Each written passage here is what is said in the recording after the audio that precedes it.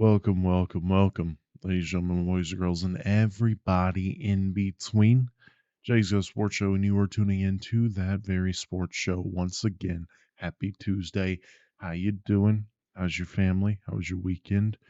Did your team get into the playoffs this past weekend? If they didn't, did another team that you didn't want to make the playoffs not make the playoffs? Mine did, and we'll talk about that soon.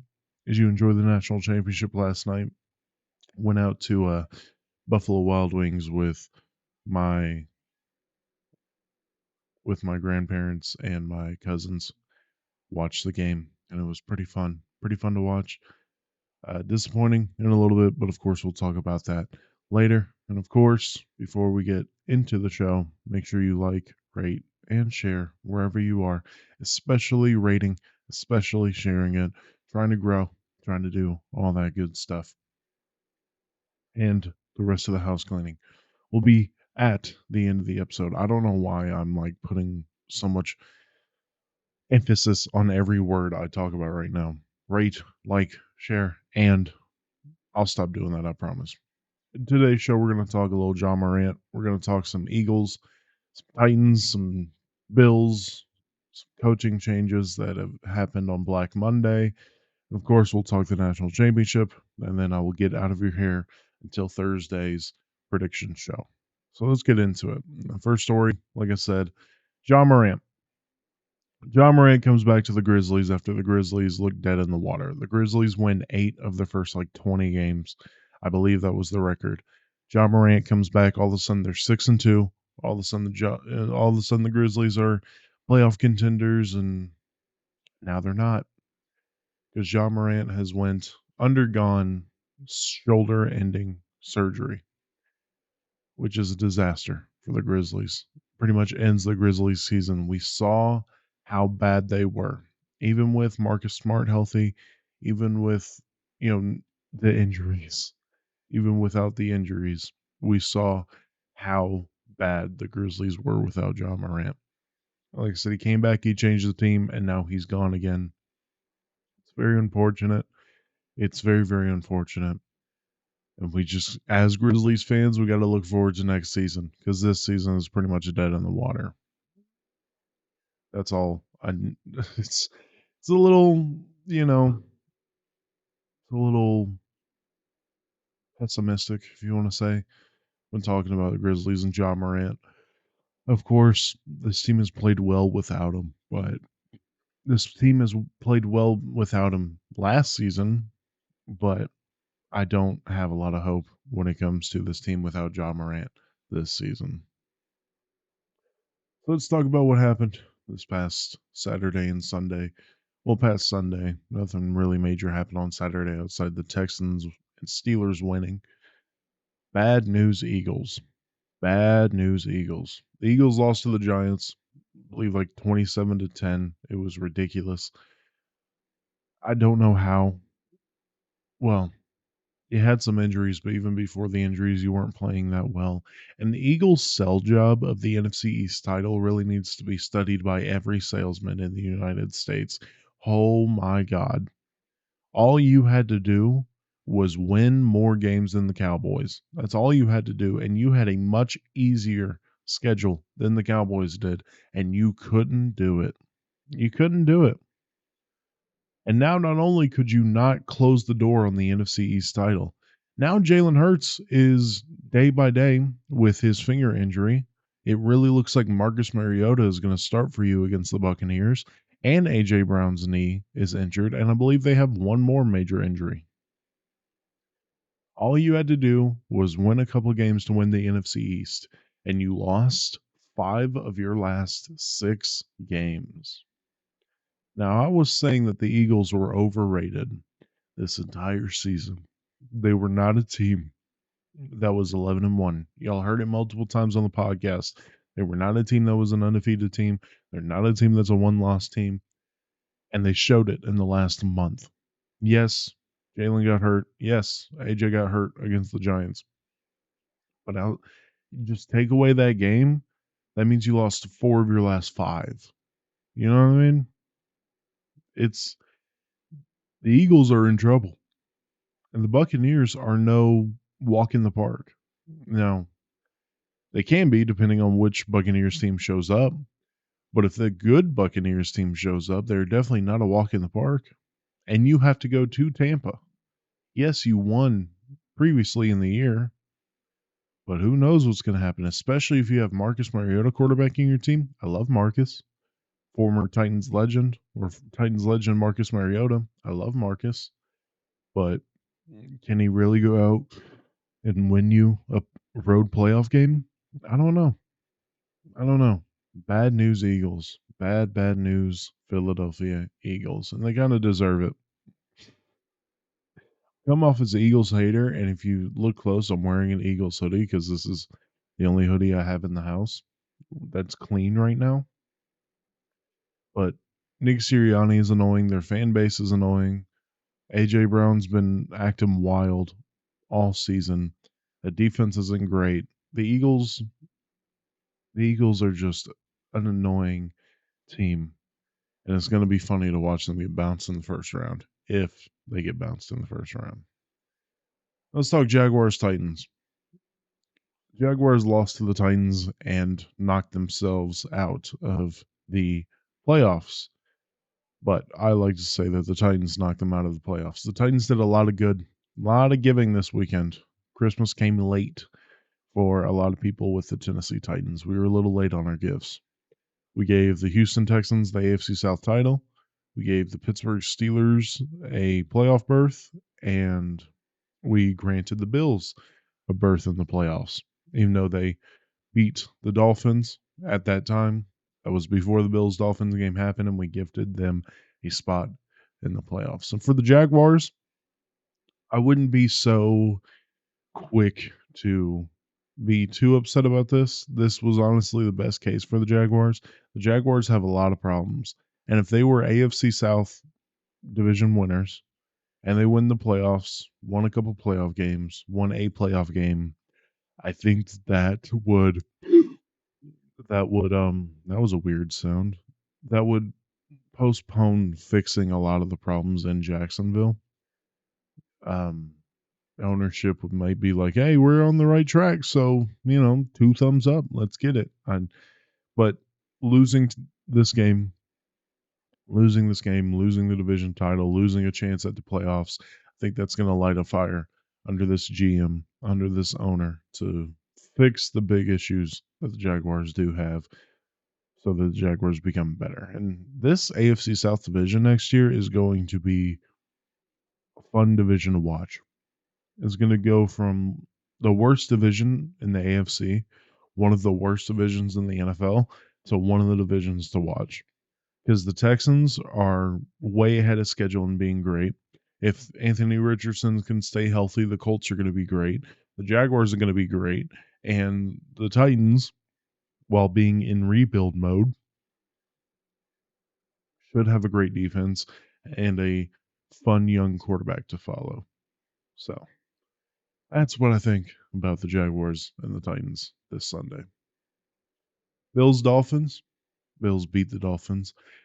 Not in as an embarrassing fashion as previously in this year, but they still beat them. And it was ugly. It was a little ugly. Bills didn't play perfect football, but the Dolphins played even less perfect football, and they were missing some pieces on offense, so the Bills can hold their hat on that. But they have a very tough matchup. They did not win this game, so they have to go to Kansas City in below 0-degree weather, which does not bode well for the kind of offense they run. They can run the football. And of course, we'll talk a lot about this in the prediction episode, but they can run the football, don't get me wrong. Devon Achane and Raheem Mostert are two phenomenal running backs, but cold weather to Kansas City, who's used to that, that's rough. That is a rough ask. And this is the year. Now, I've said this on TikTok. This could be the year that the Bills finally win the Super Bowl for no reason, because that's just the NFL. Past couple of years, Bills Super Bowl window has been open. Everybody's like, oh, the Bills are one of the best teams in the AFC. It's just a matter of time before they make the Super Bowl, and they never did. And it would be funny And it would be so NFL like for this to be the year that the Buffalo Bills make the Super Bowl and win the Super Bowl. This would be the year. So I'm not expecting it. I'm expecting them. I'm expecting them to beat the Steelers and make it to at least the divisional round against whoever that may be, which would probably be what? So the first seed is the Ravens, the second seed is them, the third seed is the Chiefs, the fourth seed is the Texans, then make the fifth seed the Browns, and then the sixth seed would be the the Dolphins, and the seventh seed. Who's the seventh seed? Who am I missing? The Steelers. So Bills beat Steelers. They would probably be facing the Chiefs. No. Well, we'll get into that later. But I expect them to beat at least the Steelers and make it to the divisional round. I'm sorry that took so long. Let's talk coaching changes. A little coaching carousel, a little Black Monday that happened. First of all, Ron Rivera out in Washington. I think we all expected this. Wasn't that big of a surprise. I'm doing that face, by the way, and I'm pausing because I'm trying to hold back the yawning. That's why I shouted, because I hate yawning in the middle of a podcast. Well, we all kind of expected Ron Rivera to be out in Washington. It's going to be interesting. They could elevate Eric Bieniemy, and Eric Bieniemy finally getting a head coaching opportunity. But we'll see what happens. Of course, the hot commodity is Ben Johnson, but I doubt Ben Johnson is taking a lot of phone calls considering where the Lions are at right now. But it'll be interesting to see who's the head coach in Washington come the fall. And one other move that the Commanders made that confuses me, and y'all got to let me know if this is confusing to y'all at all. Bob Myers. NFL fans might not know who Bob Myers is.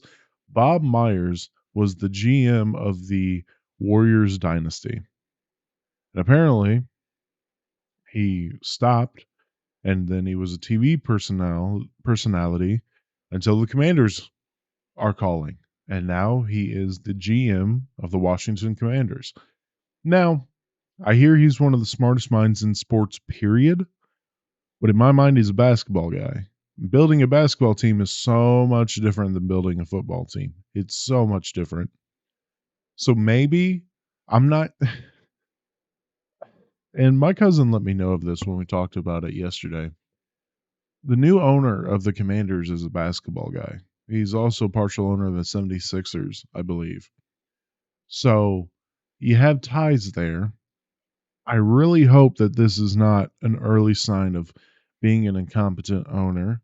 I'm not going to immediately put that label on him, but hiring a basketball guy to run your football team, I don't know. I don't know.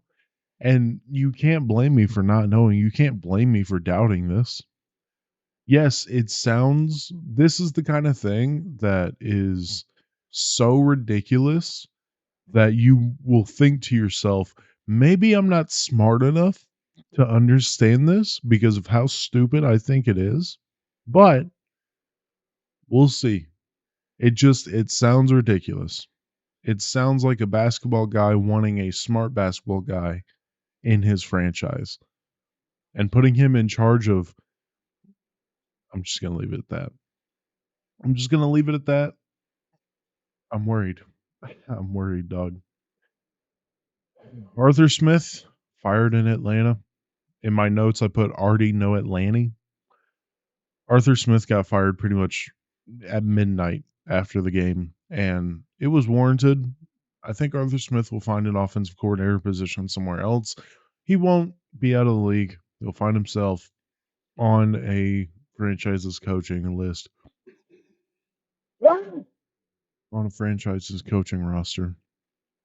I don't think he's going to get another head coaching job for a while. He was wasting a lot of great talent in Atlanta and showed that he wasn't really a great head coach. Still needs some time in the oven before he ends up being a head coach. I love Arthur Smith, but that's just the truth.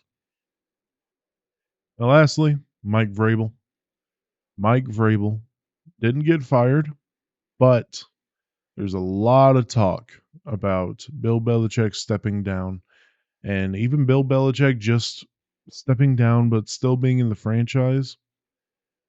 Kind of like, uh, what was his name? I want to say Brad Stevens. I don't think it was Brad Stevens. That Celtics head coach who stepped down from being head coach to like a front office role for the Celtics. But being that there's a lot of talk about the Titans possibly trading Mike Vrabel to New England so that he can be New England's head coach. Of course, there's a lot of connections there. That's where he is pretty much known for being a player. He has very good relationships in that building with Robert Kraft, with Bill Belichick. So I wouldn't be completely and utterly shocked if Mike Vrabel went to New England. I don't want it to happen. As a Titans fan, obviously, I don't want it to happen. I want Mike Vrabel to be the coach of the Tennessee Titans. But you never know. You never know. And it's going to break my heart if he ends up getting traded to New England. Finally, before we get out of here, let's talk the national championship.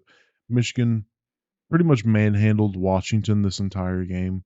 Washington, that explosive offense, was only able to muster up a touchdown and a couple field goals, which for that offense just is not it's not great.